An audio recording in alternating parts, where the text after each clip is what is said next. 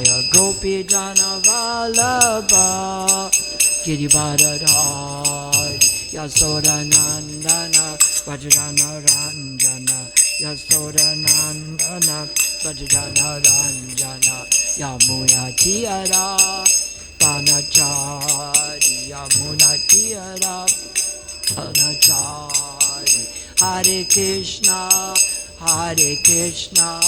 Krishna Krishna Hare Hare Hare Rama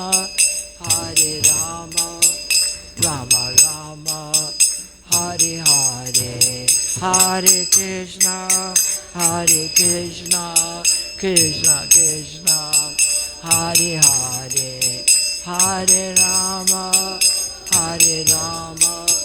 Rama Rama Hare Hare Hare Krishna Krishna Krishna Hare Hare Hare Rama Rama Rama Hare Hare Hare Krishna Krishna Krishna Hare Hare Hare Rama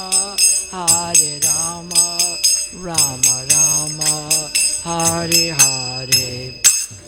Jai Om Vishnupad Paramahansa Parvajakacharya Austatir Sata Shri Srimad His Divine Grace Srila A.C. Bhaktivedanta Swami Prabhupada Ki. Jai Om Vishnupad Paramahansa Parvajakacharya Austatir Sata Shri Srimad His Divine Grace Srila Bhaktisiddhanta Saraswati Prabhupada Ki. Ananta Gaudi Vaishnavini Ki. Namacharya Srila Haridas Thakur Ki. Prem Shikoho Shri Krishna Chaitanya Prabhu Nityananda Shri Advaita Gadadhar Shivas Adigor Bhaktivinoda Ki. Jagannath Subhadra Balaram Ki, Yamuna Mai Ki, Ganga Mai Ki, Tulsi Devi Ki, Bhakti Devi Ki, Shamakund Radhakund Giri Govardhan Ki. All glories to the assembled devotees. All glories to the assembled devotees. All glories to Sri Guru and Sri Gauranga. Jai. Where's Ganga this morning? You don't know? This is what? Oh, okay. There's a lot of, how many people are working in Pujari backup now? And how many in the front up? The backup is everything we don't see? How many people are working there now? 6, 8, 10, 12, 40? What number? You must have somewhat idea. More than 10? 5, okay. It's a good idea to know what's going on. Okay. Om Namo Bhagavate Vasudevaya. Om Namo Bhagavate Vasudevaya. Om Namo Bhagavate Vasudevaya.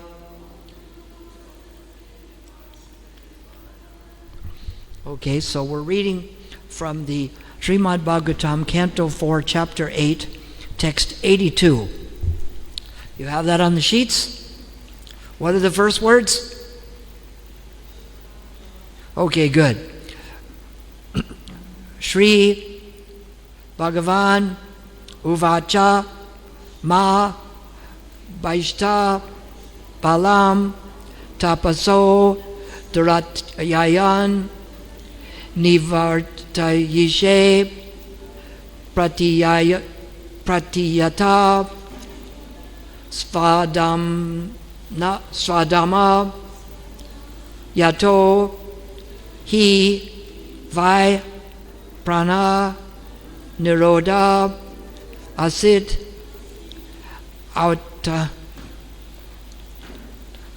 Autana Pader Mai Sangatatma Shri Bhagavan Uvacha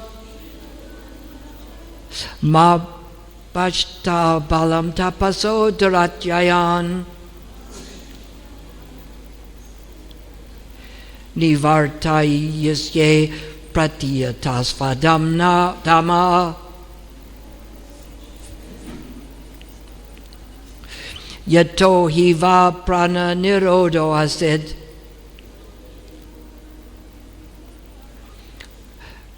Out anapadir mai sangatma. Shri Bhagavan uvacha. Ma baishta balam tapaso daratyayan. Nivarta yishe pratiyata svadama. Yato hiva prana niroda hasid. Autana padir mai sangatma. Shri Bhagavan uvacha. Ma bhaishta balam tapaso daratyayan. Nivartayasye pratiyatasvadama. Yato hiva prana niroda asid.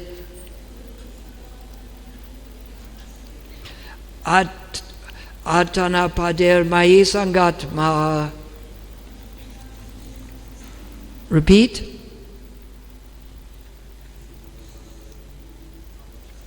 Sri Bhagavan uvacha. Vashishta balam tapaso darachayan.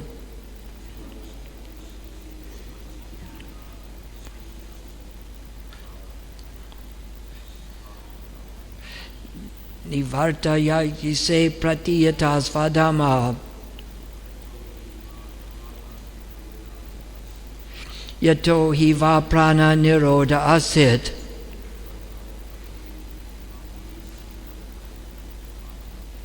Outpanapadir mai sangatma.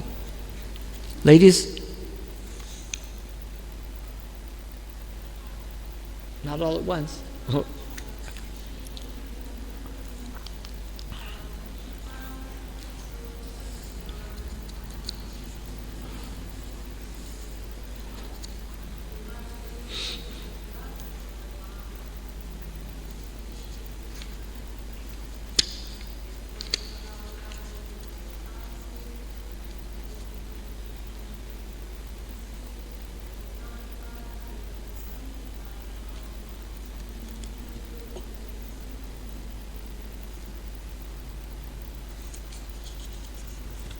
Others?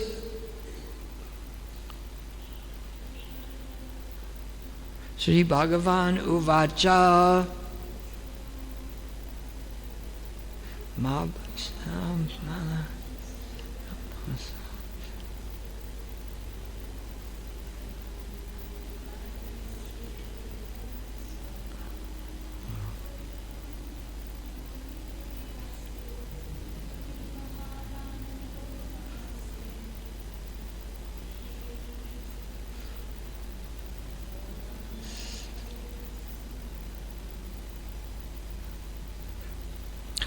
Sri Bhagavan uvacha. The Supreme Personality of Godhead replied, Mahabhaishta, do not be afraid. Balam, the boy Dhruva, Tapasya, by his severe austerity, Duratyayat, strongly determined, Nivartayise, I shall ask him to stop this. Pratiyata, you can return. Svadama, your respective homes. Yata, from whom? He, certainly. Va, your. Prana niroda, choking the life air. Asit, happened. Autanapadi, on account of her son, King Uttanapad. Mai, unto me. Sangatma, fully absorbed in thought of me. Translation. The Supreme Personality of Godhead replied, My dear demigods, do not be perturbed by this. It is due to the severe austerity and full determination of the son of King Uttanapad, who is now fully absorbed in thought of me. He has obstructed the universal breathing process. You can safely return to your respective homes. I shall stop this boy in his severe acts of austerities, and you will be saved from this situation. Repeat after me. The Supreme Personality of Godhead replied, My dear demigods, do not be perturbed by this. It is due to the severe austerity and full determination of the son of King Uttanapad,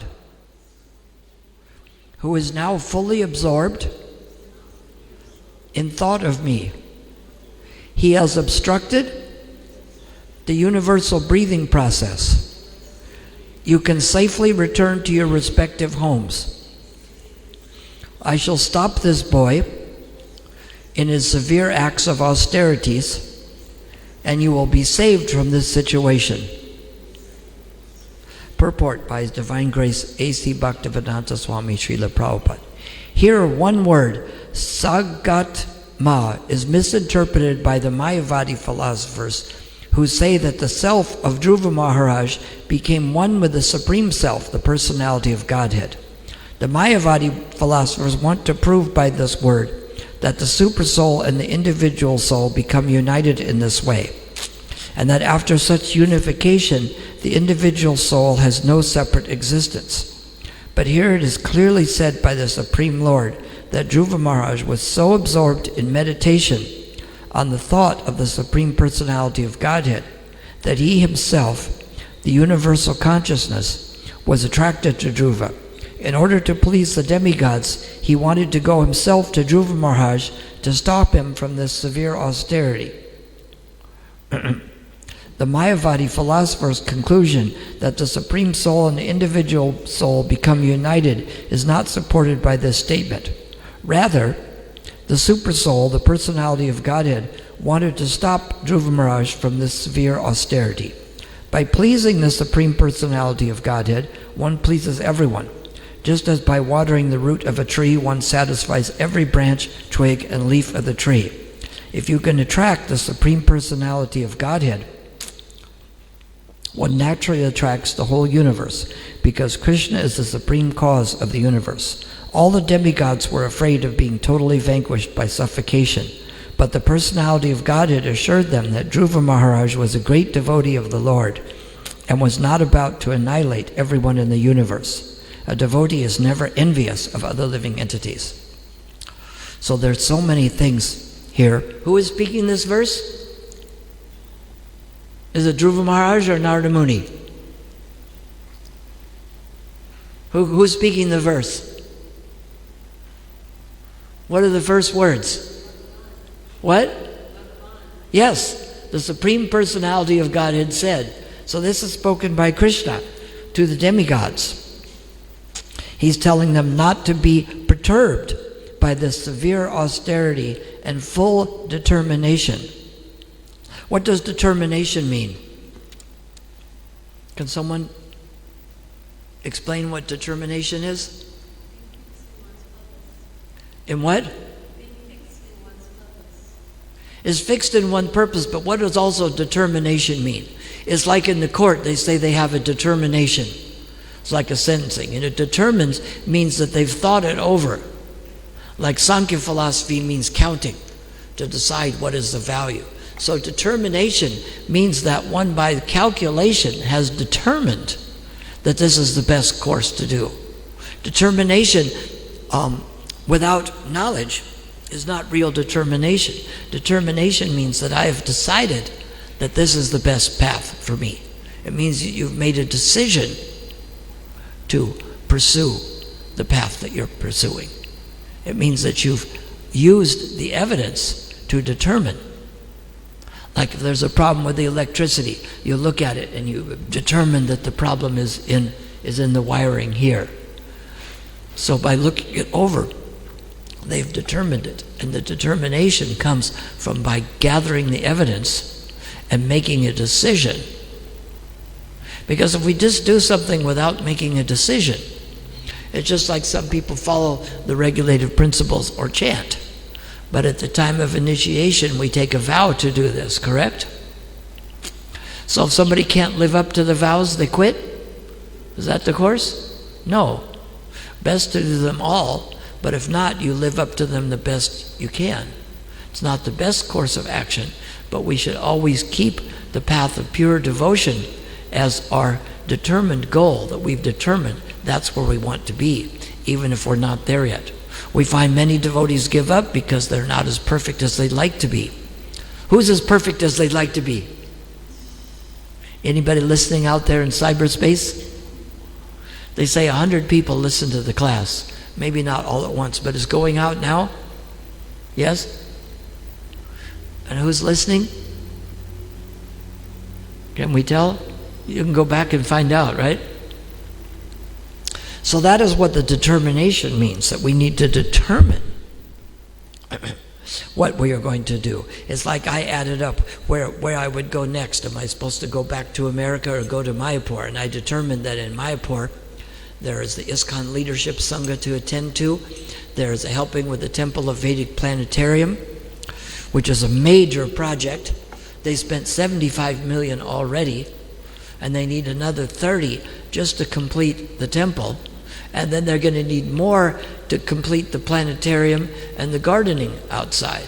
So it's a huge project, but it's something that was predicted. This was determined. Lord Nityananda took Jiva Goswami, and he showed him that in this spot, he says, Ye Abhuta Mandir, in this spot, a big temple will be built that will attract people from all over the world. And in the 1500s, the 16th century in India, not many people were coming to there.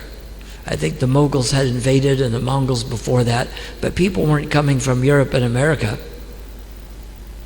1500, there were some people in America, mostly Indians, native Indians. They're not real Indians, but when Columbus thought he was going to India, so if that was India, the people must be Indians, right? So they still call them Indians, even though they're not. They never called themselves Indians, because they thought that's where they were. And so, going on in this verse, you see that Krishna here is taking care of, even though the demigods are great controllers in the universe, they still need Krishna to help take care of them. That Krishna is the Supreme Personality of Godhead. It's funny, we put out these books and we wonder where they're going and the effect they'll have, but the effect of these books has great value. There's a lipstick called Infallible. We know concepts like that have to come from Prabhupada's books, because people don't use the words infallible, right? It comes from Prabhupada's books. And someone says, you have to watch this series of Xena the Warrior Princess. The last one on it was called The Way. And I thought, well, was Xena the Warrior Princess? So I said, all right, I'll watch this. And when she goes to India with her friend Gabrielle, and this demon Indrajit is trying to bother her, and then Hanuman jumps out of a tree. She says, what are you doing? And he says, well, I've been watching you. You're having trouble with Indrajit. He says, you should go to Krishna and pray to him. It says, Krishna, she says, I'm not much interested in gods. I have to deal with the demigods in Greece and Aries and all these people, and I'm not impressed by their selfish attitude. And Hanuman says, oh, Krishna is different. He's the Supreme Personality of Godhead, and he can do what all the others, you go worship him in the temple. So she goes and worships him in the temple. All of a sudden she hears a noise, and she looks up and she says, Krishna? And then Krishna came off the altar to talk to her. We should be so lucky, right? And she says, well, I'm in a dilemma because I'm a warrior, but at the same time I want to be devotional. And Krishna rattles off about 20 verses from Bhagavad Gita in perfect things, saying it's better to do your own duty than someone else's. and that you can fight and remember me in the form of Krishna, like he tells Arjuna, because Arjuna was a warrior. So we see, obviously, the producers of this show had to read something from the Gita because there were so many verses that were there. And so we see that these books have the things here showing how that Krishna is the supreme personality of Godhead. And that's why we call personality, because we'll get into that in a second. First, we'll read more from the verse here where we see that even though the demigods are very powerful, some people from Hindu families, how many times is the word Hindu mentioned in the Vedic scriptures? Who came up with the term Hindus? The Muslims decided that people who were living the other side of the Indus River, which is called Sindhu River, but they couldn't say S, so they said H. So they said are they Sindhus? Because that's where Sind is. Sind is where the Sindhu River is. And the people who live the other side of that are Sindhus or Hindus. So it's a geographic reason. It's like people who are South Africans. Those are people who live in the southern part of Africa, right? It doesn't say anything about their religious beliefs, does it? If you say someone's a South African, does that tell you something about their spiritual practices? So, well, they practice South African religion. So the same with Hindus. So in the Vedic context here, we see that the people think that Hinduism has many gods, but these gods are empowered living entities to take care of particular tasks. And Krishna helps them out. When they get in big trouble, they still have to go to Krishna. And they usually go to Lord Brahma, and they go to the ocean of milk. And at the ocean of milk, they make their pleas to Krishna in the form of Vishnu. And he speaks back. They usually don't see him, but they understand that Krishna is their protector. One of the things that happens when people are in the dilemmas is that Krishna says in the 29th verse of the 5th chapter of Bhagavad Gita, Bhoktaram Jagatapasam Sarvaloka Maheshwaram, that he is the owner and controller of all sacrifices, and that those who do not recognize him, they fall down. So it got a little colder all of a sudden, huh? Did it? It's supposed to be getting warmer.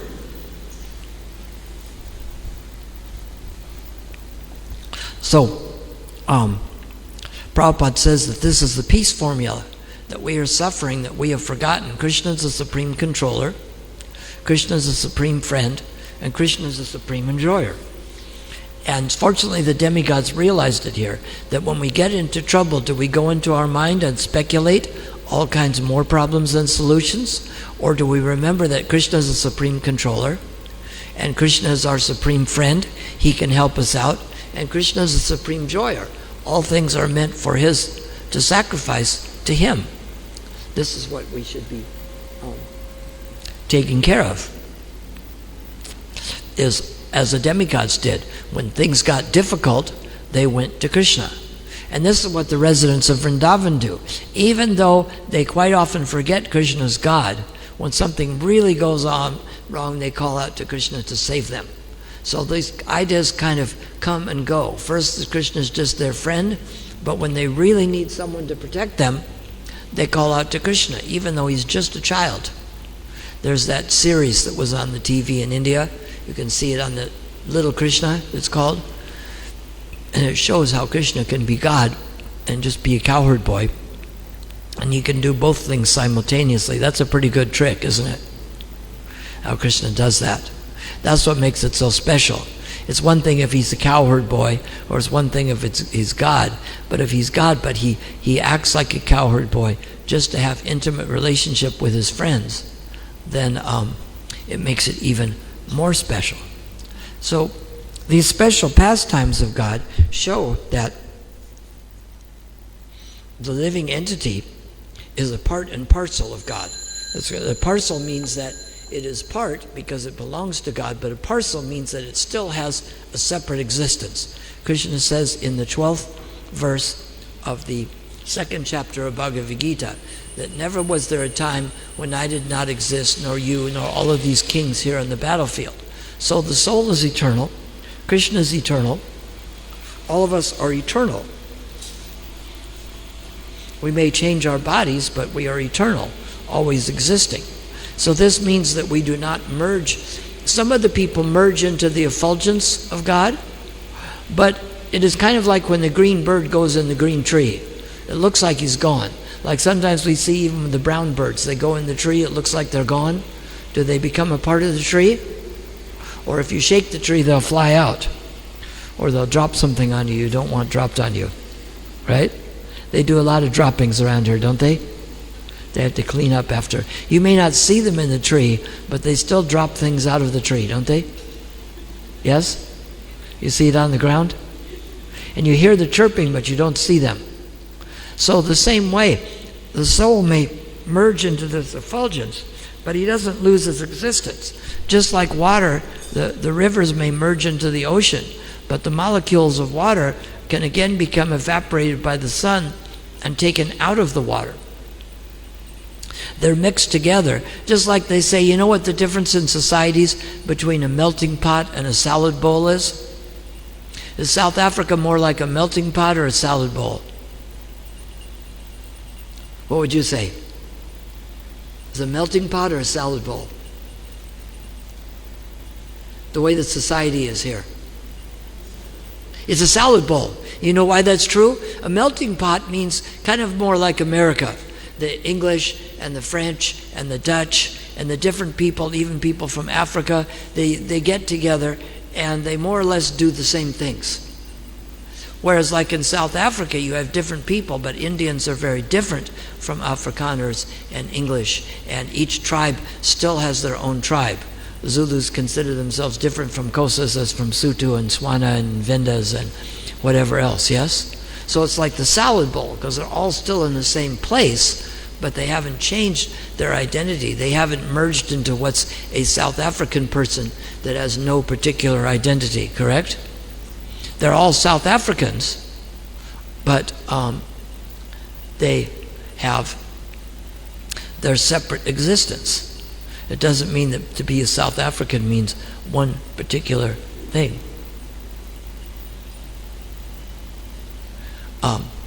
So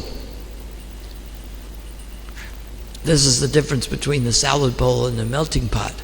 And this is the difference between merging in the Brahman is more like the salad. You put the lettuce and the tomatoes and the carrots and the cucumbers and whatever else, artichoke hearts, whatever they put in there. But they retain their identity. Even though they're mixed in, they don't lose their identity. Just like the people in South Africa, they don't lose their identity. They still speak their own languages.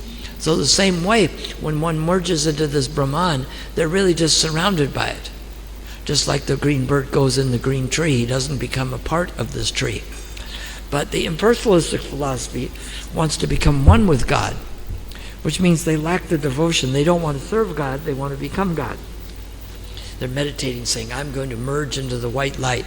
It's like, move over, God, here I come. But that isn't our mood. Our mood is the one of service. We worship the deity, and we think of our service to the Lord as being the most important.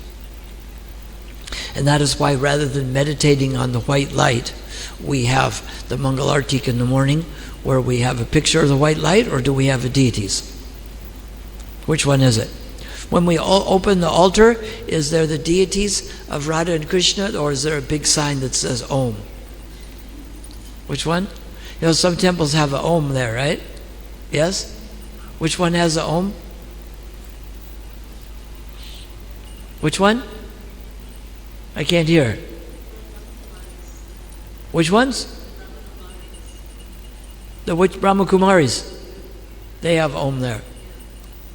And the Arya Samajas do, right? They have the impersonal, but we worship God in the personal form. In the residents of Vrindavan, did they just chant Om, or did they worship Krishna and become one of his devotees? Doesn't mean people shouldn't chant Om. We chant Om Namo Bhagavate Vasudevaya, Om Purnam Araha Purnam Idam Purnat Purnam Udasite Purnasya Purnam Adaya Purnam Eva Vasishate. So many words of Om there. Sacrifices begin with Om and Tat Sat. So Om is there in so many mantras. It's there in some Gayatri mantras.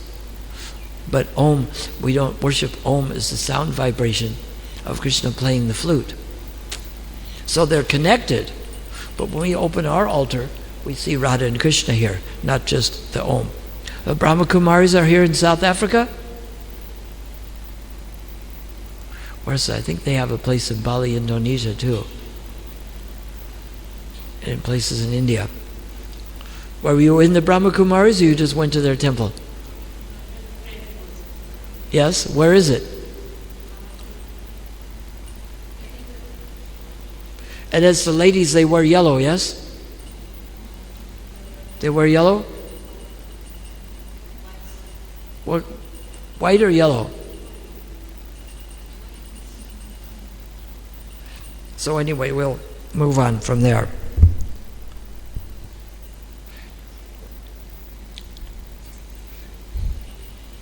So we see here that the soul has its own distinction, because Krishna here is going to stop the boy from doing it. If they were one and the same and there was no individual difference, then he would simply wish it. But he's going to go to him and stop him from performing this great austerity.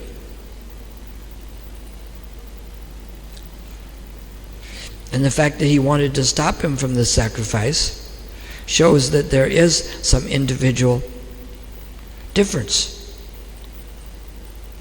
So we find that in our process, we worship Krishna through the processes of devotion, Shravanam, Kirtanam, Vishnu Smaranam, Padasevanam, Archanam, Vandanam, Dasyam, Sakyam, Atmanivedanam, hearing, chanting, remembering, worshiping the lotus feet of the Lord, offering prayers, doing service, making friends with the Lord, and eventually surrendering everything. And we say that when we're watering the root of the tree, what we try to do is go fix all the problems, like each leaf on the tree is a different problem. But if Krishna is the root, if we water the root, by watering the root, automatically the whole tree becomes nourished. So this is what we do. We water the root. When we are chanting, we start the day by chanting Krishna's name, by watering the root of existence. And by our connection with the Supreme, we can actually help the problems of the world more than just trying to solve them without ourselves becoming connected. It is a training, because when we become pure, we automatically influence so many other people. Prabhupada says that purity is the force. Yes? When we become purified, then we can do a lot. Like when Prabhupada speaks, everyone listens. What was it they used to say? When J.P. Morgan spoke, everyone listened? Or was that Pierce, Fenner, and Bean? One of the firms, when one of them spoke, everyone listened. And it's the same way. When someone is pure, everyone listens. You see that when we have some that are very pure. Everyone listens when they speak up. So this is our goal, to become pure and water the root of the existence, Krishna, so that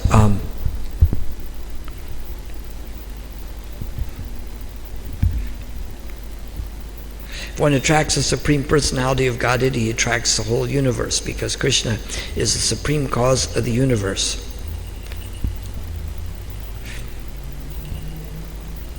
But the Lord would never annihilate it, because he's not envious.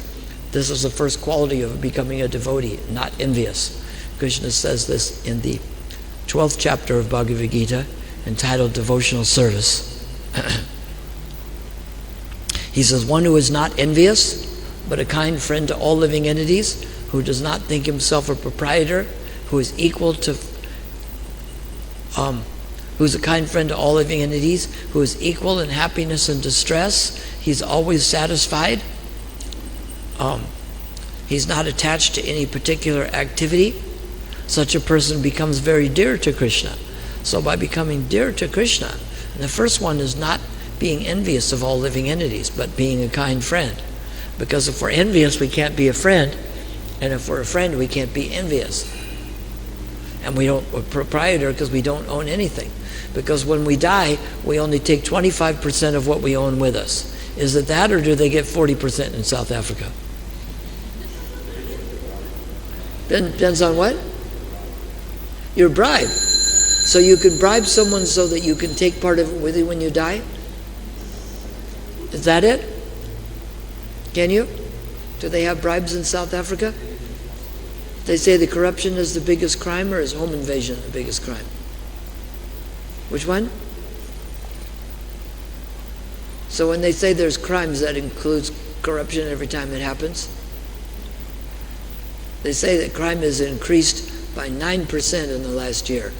Is that corruption or home invasions or attacks on people or mismanagement? Mismanagement is different than corruption. Yes. But then they each cause the problem, because at least if they managed really well, if they managed 20% better and were corrupt 30%, now they're only 10% behind. But if they manage 30% behind and they're 30% corrupt, now we're 60% behind, right? They're different, but they each contribute to things getting worse. Because if you're honest but don't know what you're doing, things can go bad. And if you know what you're doing but you're cheating in the system, like if I know the best price but I'm charging you double, even if I'm getting them for 50% less, if apples are supposed to cost 10 Rand and I get them for 7.5, but I charge you 15, you're still getting cheated. Now, if I was so inefficient that I had to pay 12.5 for the apples and I charge you 25, now you're really now it's 2.5 times bad. So at least if they're corrupt but efficient, or if they're efficient but not corrupt, they can get something done. But when both things are there, it's like burning the candle at both ends. Isn't it? So we find Krishna is neither inefficient nor corrupt. Krishna gets right down to the business of sustaining and supporting these universals with just a fragment of his energy. That's because he's efficient. He's the supreme efficient cause. And he doesn't have to be corrupt. Can someone bribe Krishna? Do people all the time try to make deals with God? If you do this, I'll do this.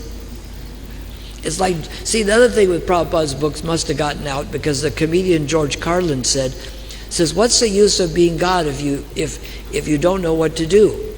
He said, people think that the shopkeeper is praying to God, God, please make sure my shop is locked so no thief can get inside.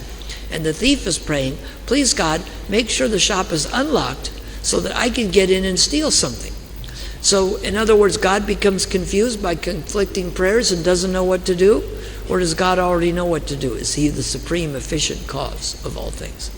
So our prayers may help someone. We pray for someone's benefit. But when we start praying for things to happen or pray for something bad to happen to someone, is this going to work out well? Do people pray for bad things to happen to someone else? Sometimes people do, don't they? They really think God's sitting around waiting for them to give instructions about, sounds like Vito Genovese, one of the worst mafia bosses. You know, he'd give the instructions as to who was going to be killed, and he would say that way. But we can't be the mafia boss of God, telling him who we want to inflict punishment on. People always think God is on their side, but we're supposed to be on God's side. Instead of getting God on our side, we have to follow his side and be able to work here as to water the root of the tree. That is why when we eat, there's one person in Bali said, a girl said that they offer everything to God first. So she took the last half of her beer and said, here, I'll offer this. I said, well, number one, you don't offer things to God after you've taken them, and you don't offer beer. So he wasn't very impressed somehow. She says, I'll offer the last half of my beer to your God, which you offer things that haven't been touched, and it shouldn't be beer. So that isn't the way it works out. We don't eat a meal, and if there's something left over, we bring it down and put it on the altar for Krishna. Is that how we do it? Is that it? No. There was a joke of the different kinds of priests. We'll take the names out, because one of them said, well, whatever donations come, I put a hat down and I throw them in the air, and whatever lands in the hat belongs to God, and whatever lands on the ground stays with the church. And the other one says, I do the same thing. He says, but whatever lands in the hat I keep, and whatever lands outside I give to God. So one of them, he keeps what's in the hat. The other one, he keeps what doesn't go in. And the third one says, well, I do the same thing. I throw the money in the air, and whatever lands on the ground I keep, and whatever stays up there and God keeps, that's for God. So I throw it in the air, and whatever he keeps. That's how they changed some of in the Council of Nicaea, and I think 330 AD, they decided to change some things in the Bible. So they put the book on the table, and they said, if God doesn't like our changes, he'll push the book off the table. So they're making God show them that that's wrong, to take the things out. They say reincarnation was there. They took that out. There's many Christian people who say that they took many things about vegetarianism out of the Bible, but you actually find something like 156 indications in the Bible that one should be a vegetarian. But did you find many people follow that? In the Dutch Reformed Church, do they follow that? It's there, though. One should not eat of the flesh. One should not take of the blood, so they try to drain the blood out or something. But there's so many things that say it about that, but somehow they're missing the point. So what we do is we water the root of the tree. We offer everything to Krishna, and we try to turn other people towards Krishna. Here you have a fairly good group that's coming, but we need to keep more of an outreach. We need to get some people we meet to come to the temple. Savyasachi does this I think he's in Melville or Marville or somewhere on the outskirts of Johannesburg, near the college there, near the Wits. And he brings people from the college to his house, or he gives people cards and asks them to come. We try to attract people to come. And then when we come, we make friends with them, because this is one of the main things. One day I was looking through Bhagavad Gita for a shortcut, how to find devotion. And what chapter did I find it in? I found it in the end, even after the verse where Krishna says, Sarva dharma priditaja mamekam saranam vrajaham tvam sarva papabhya mukshayashmi masuchaha. This gives the essence. He says, give up all varieties of religion and surrender to me. and I will protect you, do not fear. So after that he says, one who teaches this science to my devotees is the most dear, and never will there be one more dear.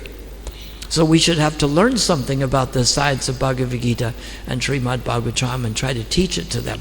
Not like when someone comes to the temple for the first time, we sit down and rattle the things, I'm going to tell you what I know, and you don't know. But we have it there so that we can learn to help people with it. That's what we use these instances for.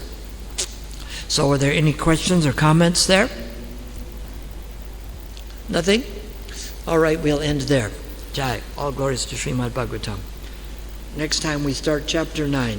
Dhruva Maharaj returns home. And that doesn't mean goes back to Godhead, because that comes later. We won't get to that soon. There's many chapters here. Dhruva Maharaj goes back to Godhead is chapter 12. Chapter 9 is he goes back to his regular home.